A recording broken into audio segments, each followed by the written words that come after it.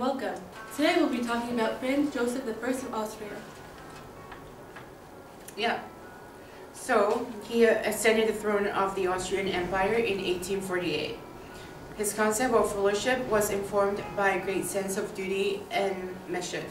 After the upheavals of the 1848 revolution, he established the legitimacy of monarchical rule and to hold together the multinational state that was threatening to break apart.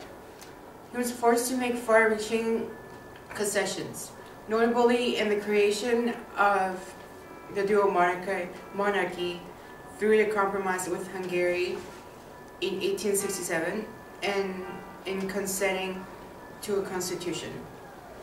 Franz Joseph I of Austria was born on August 18, 1830 at Schossenborn Palace, Vienna. He was the eldest son of Archduke Franz Karl of Austria and Princess Sophie of Bavaria. His father, Franz Karl of Austria, was brother and heir of Austria Emperor Ferdinand I. Because his father renounced his rights to the throne, mainly because his wife Sophie pursued him in favor of their son, Franz Joseph became emperor near the end of the Revolution of 1848. At the age of 18, when Ferdinand I's father, Franz Karl of Austria, abdicated the throne.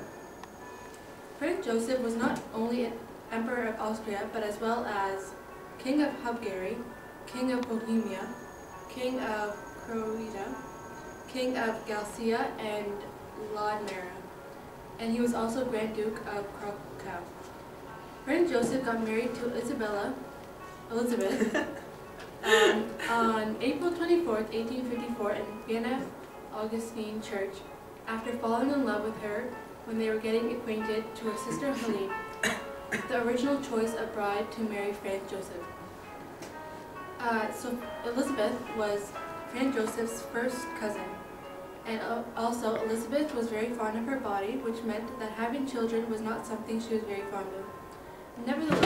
Nevertheless, she had 3 children, Sophia named after her grandmother, and Gisela, and in 1855, the long-awaited male heir crowned Prince Rudolf. His reign was from 1848 to 1960. At the time of their engagement, the Crimean War was taking place. Franz Joseph made some politically bad decisions which further isolated Austria from the rest of Europe. Because Austria had not been on good terms with both sides of the conflict, he lost Tsar Nicholas his support. And because he took so long to help Prussia, the country did not take kindly to Austria's actions. Following the resignation of the Chancellor Prince Metternich during the revolutions of 1848, the young Archduke, who it was widely expected would soon succeed his uncle on the throne, was appointed governor of Bohemia on April 6, but never took up the post. Instead, he was sent to the front in Italy, joining Field Marshal Radetzky on campaign on April 29th, receiving his baptism of fire on May the 5th at Santa Lucia. At all accounts, he handled his first military experience calmly and with dignity. Around the same time, the imperial family was fleeing revolutionary Vienna for the calmer setting of Innsbruck in the Tyrol. Soon the Archduke was called back from Italy, joining the rest of his family at Innsbruck by mid-June. By the time Franz Joseph stepped onto the throne, Austria's position as Europe's greatest power was already in serious decline. 3 external factors furthered Austria's decline. The first factor was Austria's betrayal of Russia in the Crimean War in 1853 to 1856. This seriously damaged Austro-Russian relations. The second factor was the unification of Italy provided a new threat to the empire. In the decade that followed, Austria lost nearly all of its Italian possessions, such as Lombardy and Venetia. The third factor and final factor is the rise of Prussian dominions of the German Confederation and Austria's loss of the Austro-Prussian War in 1816. German unification in 1871 made Austria the lesser of the two German powers. The Asian monarch had seen the Habsburg Empire lose its holdings in both Italy and Germany until it had become mainly an Eastern European power. Franz Joseph was sensitive to these losses and was determined not to follow further decay of the empire by losing Austro-Hungarian holdings in the Balkans to Serbia. It had been said that he was the last monarch of the old school. Despite these political beliefs, he was immensely popular among all the various national groups that comprised his kingdom. This can be attributed to the above-average standard of living that his subjects enjoyed in. By 1914, he rarely left his palaces, but it was not out of fear of assassination. So, Austria is weakened by these reverses, so Franz Joseph had little choice but to negotiate with Hungary on its demand for autonomy. Austria and Hungary agreed to create a dual monarchy in which two countries would be equal partners. Under the Empire of Austria-Hungary, as it was known after 1867, Hungary had complete independence in internal affairs, but the two countries acted jointly in foreign affairs. This fact contributed to the slowness of Austria-Hungary's response to the murder of Franz Ferdinand. Now that he served as dual monarch, Franz Joseph announced his intentions of granting a form of self-government to Austria's Slav population. However, he was frustrated in this by German and Magyar politicians who effectively ran the empire, and who admittedly opposed any extension of power sharing to include the Slavs. From June 15th to August 23rd of 1866, the Austro-Prussian War took place. It was between Prussia with Italy and Austria with its German states, provoked by Bismarck in order to expel Austria from the German Confederation. This ended with the Treaty of Nikolsburg and the Treaty of Prague, and Austria to cede Phoenicia. And in 1878, the Congress of Berlin, or Treaty of Berlin, took place. It was between England, Austria-Hungary, France, Italy, Russia, Germany, and the Ottoman Empire under Sultan Abdul Hamid II.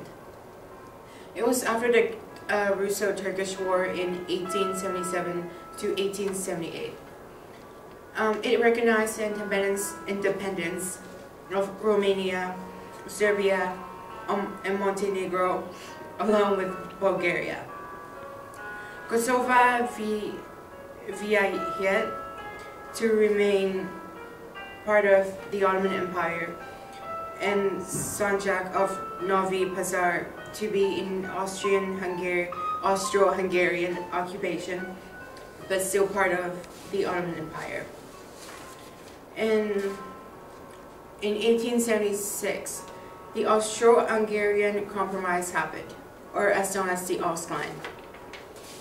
The terms was to have separate parliaments that met in Vienna and Buda, or now as known as Budapest. Established the dual monarchy of Austria and Hungary, and becomes the Austrian-Hungarian Empire. And the Siglo de Oro, both Habsburg ruling houses, both Spanish and Austrian, were very fond of art, and they bought many paintings, which are still here to this day. And the relationship with the papacy was that Franz Joseph I was Roman Catholic, and he was buried in a Catholic church as well. And he vetoed Cardinal Rampolla as the Pope in 1903 after the death of Pope Leo XIII, and it was called the Papal Conclave of 1903. So we picked out some interesting facts, and the first one is the Hungarians presented Franz Joseph and his wife Elizabeth with a Godolo, and this was a castle and hunting lodge in central Hungary. and the gondola was presented to the couple during their official visit to Hungary in 1857. Elizabeth captivated the Hungarians. It was while they were there that they received a telegram announcing that Sophie, aged 2, who had been left in Budapest, was seriously ill. They returned post-haste, only to attend death of their firstborn child from measles, which was an illness. The comparison we did was between Franz Joseph I and John F. Kennedy, the American president. The thing is that they were both Catholic, and an interesting fact was that JFK was the only Catholic president. They both witnessed many wars and conflicts while they were in power, and they both had affairs with actresses while they're still married to their respective wives. Well, that's it for. Thank you for tuning in.